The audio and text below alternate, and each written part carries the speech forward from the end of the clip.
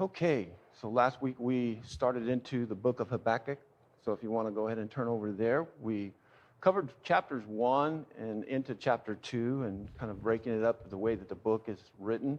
Some unique things, again, about this book is that it's one of two that really are not two minor little books that we read about that do not directly speak about any doctrinal issues. When we look at Jonah, we did that before we started it into Habakkuk. We saw where it was about Jonah and his attitude and God's love for all people.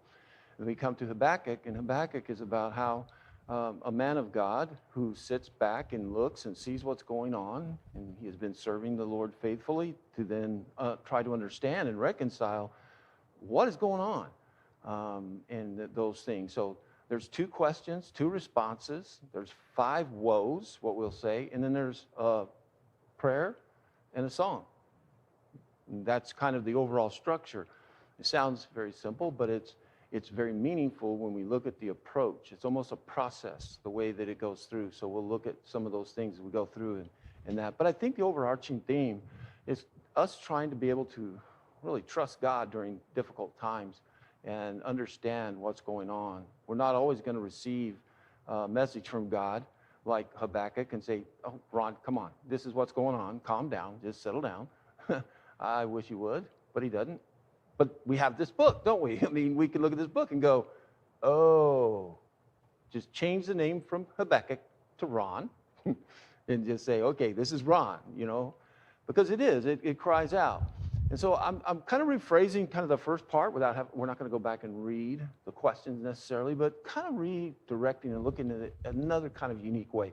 So not only looking at the idea that we're trying to understand what's going on and trusting God in troubled times, is that what do you do when it doesn't make sense? When God doesn't make sense, when we try to figure out, it's very difficult. We get it. I mean, we don't want to say it. Oh, well, we don't trust God. We don't want to say, you don't make sense, God. You're crazy. I don't get it. This is just nonsense. We have enough faith. We go, but we don't like it. We're not comfortable with it. So how do we do? Well, the first thing you do what? You question it. We start out by questioning. And that's exactly what Habakkuk does. Habakkuk looked around and he describes the situation that was going on in the nation. At this time, historically, it's important to see what he was seeing. When we think about the time, we're looking around 610 BC, which places it right at the time of Josiah, who was really the last righteous king, who brought in a lot of reformation and restoring worship and things. Remember, his grandpa was Manasseh. And what's crazy is you see in the book of Kings how even though Manasseh had repented and the Lord reinstalled him, the sin of the people's hearts just stayed in that Manasseh attitude. And it's just sad, to watch this. So if you think about that is still there. These people, even though they have this wonderful king that starts to rule from the age of 8 and serves literally 30 years as a king. And then what happens? Well, we have the Assyrians rise up, those nasty Assyrians, because the 12 northern tribes were in rebellion and God had sent prophets to them.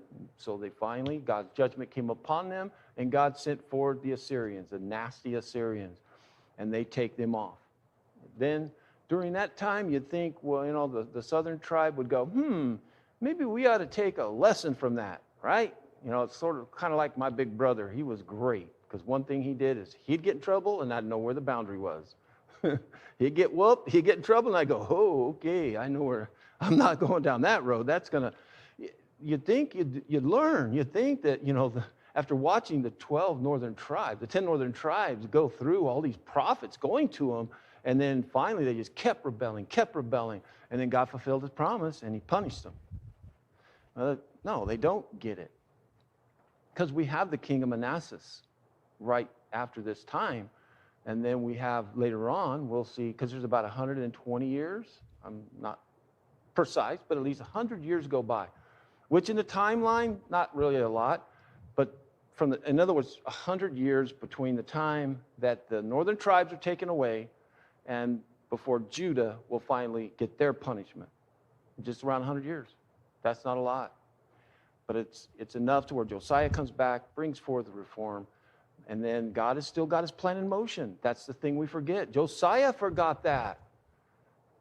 Josiah had heard the prophet say that this was going on the world stage, that God was bringing forward these nations and he was punishing and bringing judgment. And so he heard one prophet talk up here about how the Assyrians were going to be God's instrument. And guess what he does? Whenever Pharaoh Necho is marching up through that area to go help the Assyrian, which they'd already been pretty much crushed by the Babylonians. And so Josiah is going to go out and he's going to help God. He's going to go out and put down that Pharaoh army, Pharaoh Necho, and he loses his life. And then rapid succession, we see these little kings popping up. Jehoahaz is installed, and because of the death, Necho goes up and fights in Carmelish. He gets whooped. He comes back through. He doesn't like him. He pulls that king out and takes him to Egypt to never return again. Puts another one of his sons up, puts him in as king, changes his name, and it makes him a puppet. Well, then Pharaoh tries to go again. It's round 2, and he goes back up to Carchemish, but this time Nebuchadnezzar in Babylon was ready. And they whoop Pharaoh Necho and start chasing him down south back to Egypt. And in that process, kind of swing by Babylon, kind of swing by Jerusalem, and they grab that king, put another king in, and rename him. Then all of a sudden, Nebuchadnezzar's father dies, and he has to get back home. But the brutality is already being witnessed by the prophets. They're watching this happen. They're watching all this go on. And it would be really hard. I believe that as far as like with Habakkuk, it's just before this engagement of Nebuchadnezzar coming through and going down to Egypt the second time. I think we're right in that time frame. But it's right where all this chaos is going on the world stage. The nasty people are known, and the wickedness inside because of Manasseh's sin are still being permeated is what he's looking at.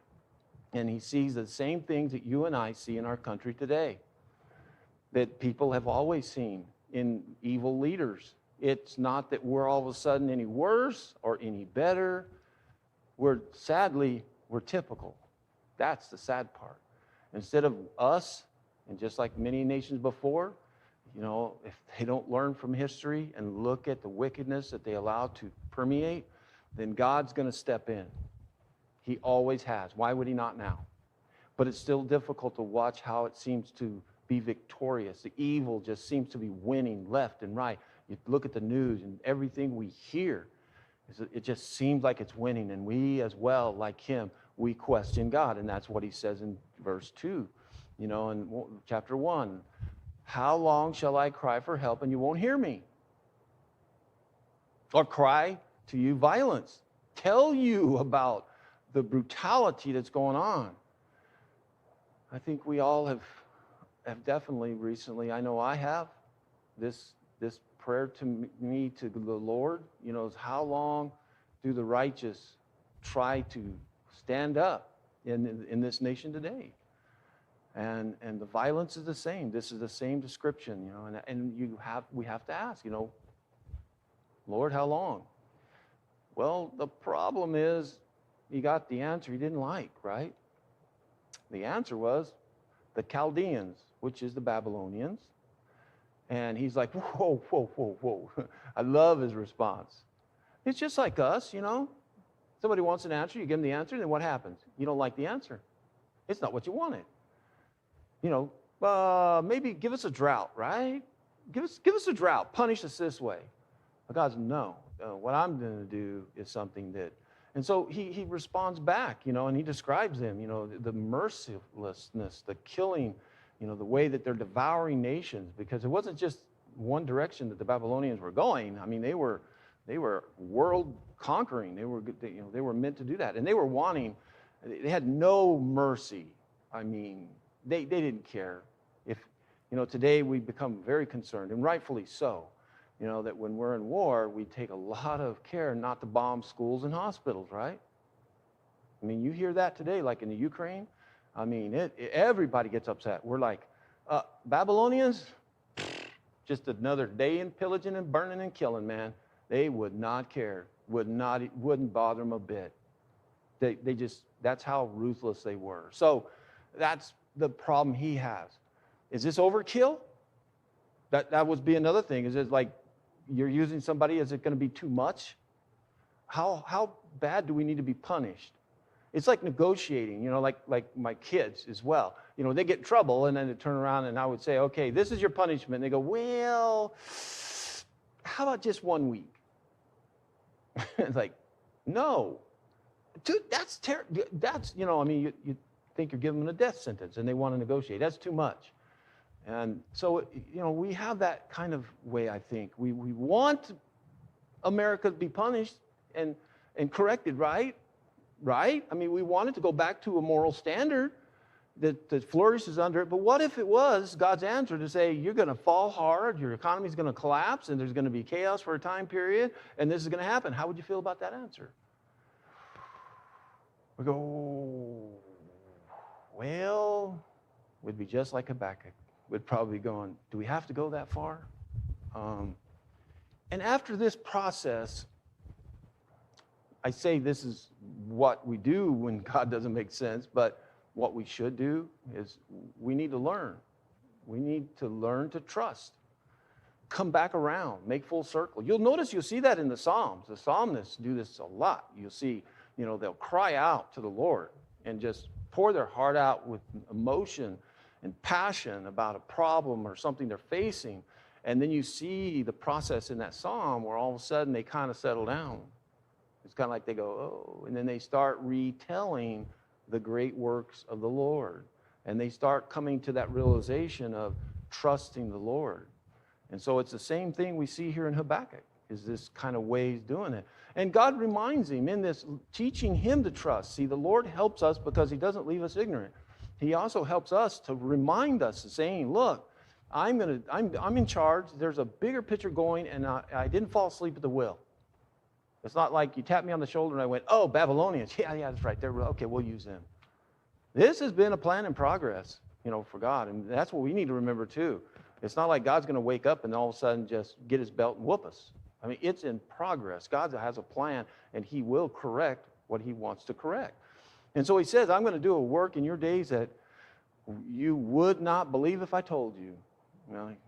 It's going to go beyond. What he's talking about here, he already said, it kind of like he let the cat out of the bag, because he said the Babylonians, right? Kind of let the cat out of the bag. It's like, and so when he tells him in chapter 1:5, that it's a work that you would be astonished if I told you, because it's something much larger. See, God sees this as just a little part of a huge plan of what he's doing, and we probably couldn't wrap our minds around it. And he also tells him, and we have this word as well, when he tells him to write this down on a tablet and get this word out, because he wants it proclaimed so people can be aware of what's going on. We have God's word. It's not on tablets. It's on your phone. It's on maybe electronic tablet.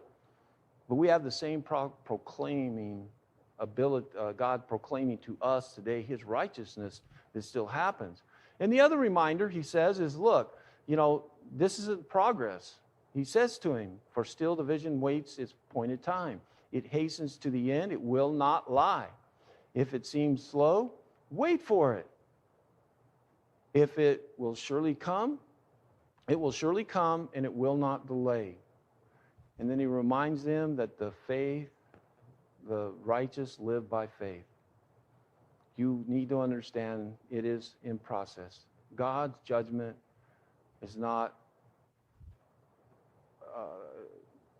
being held back. It's coming. And that's even for us, even for our situation that we're going through today. It's always the same. Now, you may think, okay, so when he switches over and he goes to these woes, now this is God. This is a part of him reminding and learning to trust him, but he brings out these ideas of these woes that he's going to bring out.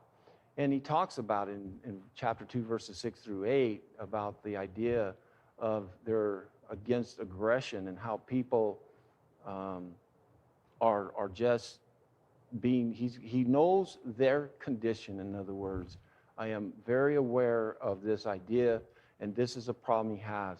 And this is also, I believe, a message that we need to be aware of, that all nations and leaders should think about, this idea of aggressiveness in trying to accomplish their national strategies, is understand that aggression and violating some of the moral right things that God was standing for, this idea of what he tells them. So he brings these woes out against them. And these are the very things that he's saying that I'm going to bring out and use against them and bring judgment against them, and they will fall. And as far as the Babylonians, as mighty and massive and wonderful things they did as far as like as a nation, time-wise, they didn't last. I mean, if you think about it, the tribe of Judah goes into captivity, and they're there for, 70 years?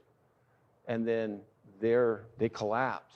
And this is when the Persians come up. So they don't even make it maybe 100 and something years, if I'm correct, if you look at the timeline, which is nothing as a nation. So God quickly brings judgment back upon them. Right after he had given the 70 years promise, then we see them punishing them. This is also, a reflection of all nations, I think, this idea. And then against their covetousness, this is something 9 through 11, this idea of getting gain evil for his house. He says, woe to him who gets evil gain for his house, who sets his nest on high to be safe from reach of harm. You devise, different ways of trying to just take away from everybody, regardless of the consequences against people. And that was something he would not allow them to go. And then the third one is against their violence, which that's exactly what Habakkuk was most concerned about, was the idea of how violent these people were, this nation of people. And so he reminds them as well in verses 12 through 14. He says, woe to him who builds a town with blood and foundation and founds a city on iniquity. Behold, it is not from the Lord of hosts that peoples labor merely for fire, and nations weary themselves for nothing. So he is very aware of this violence and what they're doing. And I love that description. When you talk about building a town upon blood, he's talking about, by doing so much violence and establishing it.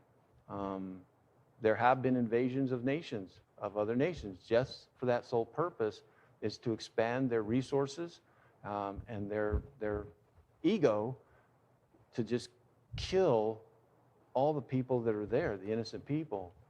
World wars have been fought for this, and so we see that as well. The fourth one is against the inhumanity. So these are, if you were able to map these out, you'd almost see these all going back. Every one of these woes, map them to one of the key things that God is so against in our moral values. They link directly to these. This is like a summation of the things that God is for.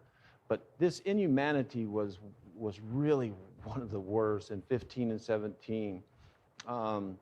This idea here in 15 through 17, where he says, what you're doing is, woe to him who makes his neighbors drink. You pour out your wrath and you make him drunk in order to gaze at their nakedness. It's a seduction. It's a violent seduction.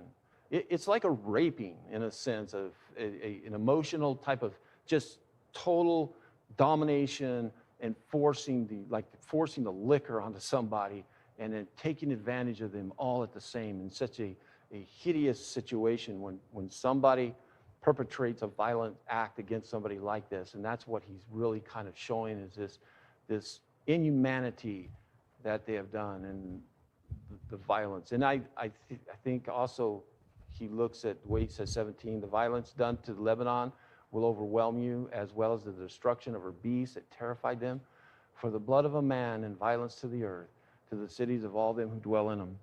So that's another woe as well that we see. The fifth and last woe is against idolatry. And they themselves worship themselves. That was one of the key things. Is it the way that in verses 18 and 20 is this idea. And I love to listen to this, the way he says, because this is the foolishness of an idol, is we craft our own image of what we want to worship as we desire it. The artisan takes an image and he crafts it the way he wants, and all of the idols. And now we're looking very literally at the way they would shape these gods and make them, but it's not any different at all today, except now it's around our passions and hobbies and ideologies. And we form them and shape them, and we worship them. We worship these philosophies and these things that are going on, and we take away from God. And so the way he talks about this, I think, is the same way with some of these false philosophies and things that we see people clinging on so much. And he says, what profit is an idol when its maker has shaped it? You make it. You made that God. You made that God. You made your God. I mean, so you get the joy out of it, but what is it really about? A metal image? A teacher of lies? For its maker trusts its own creation when he makes speechless idols. So, woe to him who makes a wooden thing. Awake to a silent stone, arise. Can this teach? Is there any wisdom coming out of that rock? Is there something coming out of the vain philosophies that you have created that is really wise? You just lay it over, you make it look great and inviting. And then this is probably, I think, one of my favorite passages in the way then after he delivers these woes, he is helping Habakkuk to think about trusting him, that God is aware, is then there's this moment where we all need to just pause. Just listen. In this verse here, in verse 20, when he says, but the Lord is in his holy temple, let all the earth keep silent before him. That's the chatter sometimes around not, slowing down and just letting God's word have effect. Our song number 55 is the Lord is in his holy temple, let all the earth keep silent before him. There's a song right there. That's it. One verse. I love that song. You know why? Is it called the fermatas? What is that where you hold the pause? That note. There's a note where when you're as a song leader, it's instructing the song leader, and it's a notation, a dot with a circle over the top. And the song leader, when he sees that, is supposed to hold that note as he wants. It's his discretion. And then he can let it go. Now, most of the times, congregations are set. They already kind of know how long that song leader is going to hold that note. But it really is saying, if he wants to hold that note, he can hold it as long as he wants and then go on with the song. You know what's beautiful about this? The fermata is on no note. It's on the middle of no note. It's silence. So when you lead that song, it goes, but the Lord is in his holy temple. There's no singing. There's actually just silence. And it makes people, when I've led it before, people get so nervous because you're not singing. You're just quiet. And it just reminds me of how we would be if we would finally get in the presence of the Lord. Is just, what can you say? Just resolve to it. So after learning and trusting, we see then we learn to praise. This is the flow of a psalm, isn't it? This book has a lot of the feel of that as well. And understand in this is that, stronger enemy, stronger God. It's one of the great messages yeah, they're bad, they're horrible, they're powerful, they're strong. But our God's stronger. And so verses 1 through 13, and if you look at the first verse, there he talks about according to Signothith. I don't even know if I say it right, Signothith. Nobody knows if you try to tell somebody. If somebody ever tells you they know exactly what that word means, they're incorrect. The best scholars don't really know the origin of what it means, except to the point that it's either some form of a song, set to a poetry of some form. But even in the Greek's lexicon, it's not really known. But this is why also some people believe that Habakkuk is a Levite. And so in his service as a Levite, could possibly be one of the singers or one of the composers, because it looks like Habakkuk has composed this prayer in a poetry way. But this is the same words that we see, as he brings out this prayer. But the second half is from the prayer, then he goes into a song of faith. And in verses 17 through 19 is that last part there, is the idea of the prayer and the beautiful poetry. And I'm going to read that because I think it's wonderful. I'm not trying to, say the other's less important and not read it, but just for time and so we can get through it. Though the fig tree should not blossom, nor fruit be on the vines, the produce of the olive fail, and the fields yield no food. The flock be cut off from the fold, and there be no herds in the stalls. Yet I will rejoice in the Lord. I will take joy in the God of my salvation. God, the Lord, is my strength. He makes my feet like deer's. He makes me tread on high places. So this is my song for you. This is Habakkuk's song for us today as Christians. Is it no matter how bleak, no matter how harsh things happen, the economy, whatever fuel prices, all these things, no matter what happens to us in the future, we need to look at this as well, because this is what he's describing. He's describing almost every economical failure that could happen to them, because that's what they are. To us, unfortunately, it wouldn't be as sweet. It'd be, Walmart and Albertsons and Falls, and we can't get to the market and get our grapefruits and our tomatoes, because that's where we get everything. But here, fortunately, they were agricultural. It's beautiful. But this is what he's saying, that everything collapses, that even though our economy and our nation collapses, it's okay. It's okay. I will still rejoice. Can you say that? If our economy was to collapse and our nation was to go into turmoil like that, can you honestly say, I'm going to rejoice in the Lord? I think we'd be challenged, wouldn't we? And I think that's why this is an important letter for us today, is to remember that no matter what happens, we can rejoice. He says, I will take joy in what? What is he going to take joy in? The God of my salvation. That's much greater than anything. That's one of the greatest principles we need to remember, is that there's nothing this world can do to us that's going to minimize our eternal reward that's awaiting us.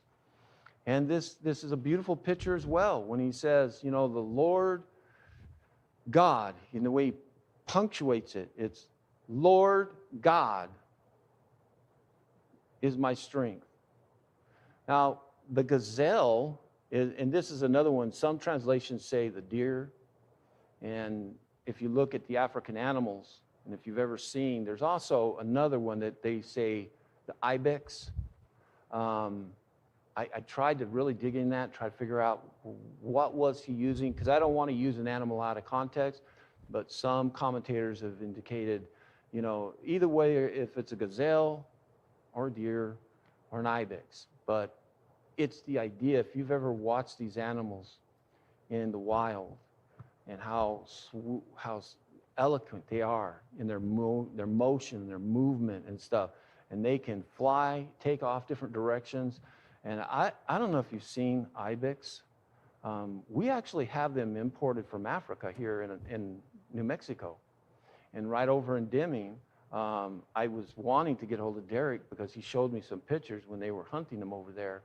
And they are on the side of cliffs, walking around, just like nothing, even playfully. And now imagine that. That should be us. That here we are on the edge of the cliff of things that are going on around us, and that the Lord can give us and provide us this stability of no matter what's happening around us. So that's kind of the overview and kind of a little detail. Bring out some golden nuggets for us to be able to look at in this book. I'm going to look at Zephaniah next week because it's around the same timeline too. When we look at these little prophets, I think they're great application for us to encourage us today as Christians.